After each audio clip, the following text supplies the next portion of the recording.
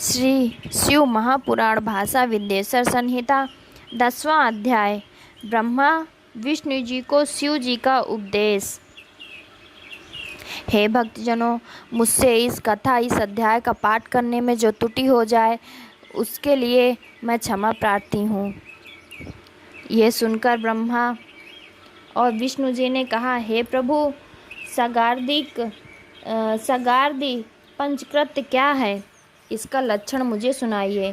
श्री शिव जी बोले, मेरे सारे कार्य ज्ञान ग्रहण हैं, तथापि सुनो। हे ब्राह्मण, हे विष्णु, सृष्टि, स्थिति, संहार, तिरोभाव, अनुग्रह, ये मेरे 5 कृत्य जगत में नित्य सिद्ध हैं। इसमें संसार के आरंभ का नाम, संसार में आरंभ का नाम पहला सर्ग, उसके रखने का नाम दूसरा स्थिति, नष्ट का तीसरा संहार, चौथा अदल बदल, उत्क्रम तिरोभाव और संसार या सर्ग से मुक्त होने का नाम अनुग्रह है, पांचवा। यही मेरा पंचकृत्य है।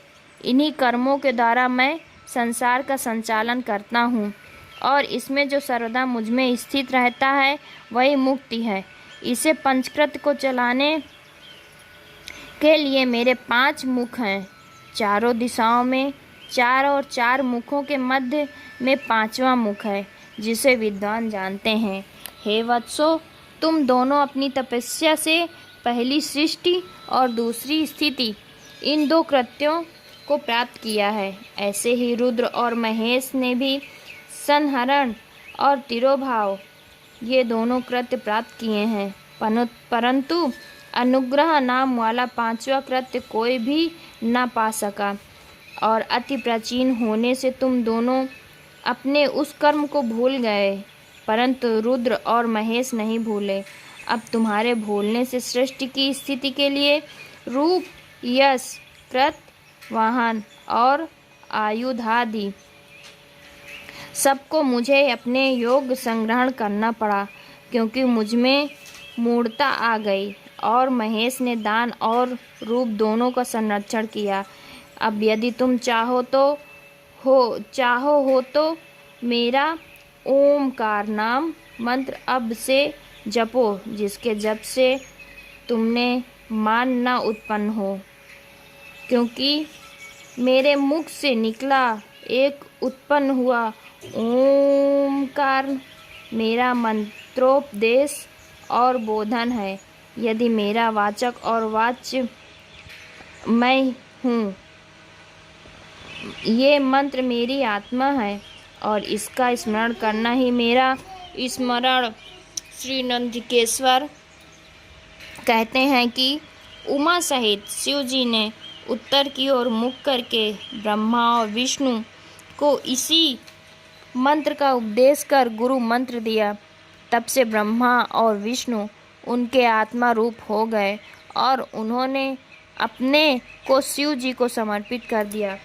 तब ब्रह्मा और विष्णु ने देवाधिदेव महादेव जी से हाथ जोड़कर कहा, हे सर्वेश, आपको नमस्कार है।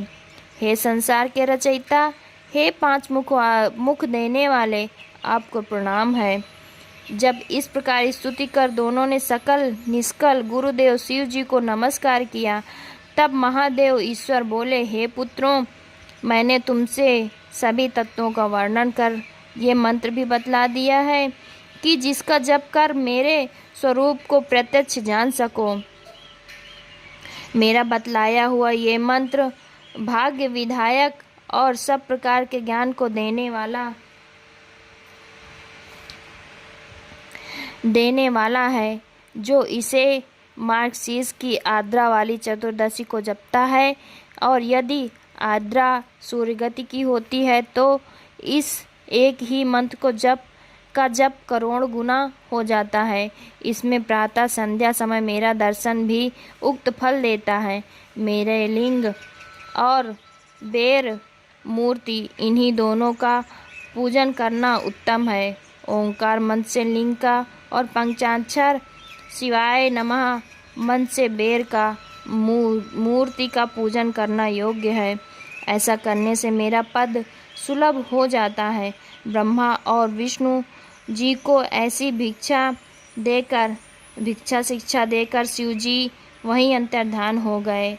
इति श्री शिव महापुराण विद्येश्वर संहिता का 10वां अध्याय समाप्त। ओम नमः शिवाय। हर हर महादेव, हर हर महादेव।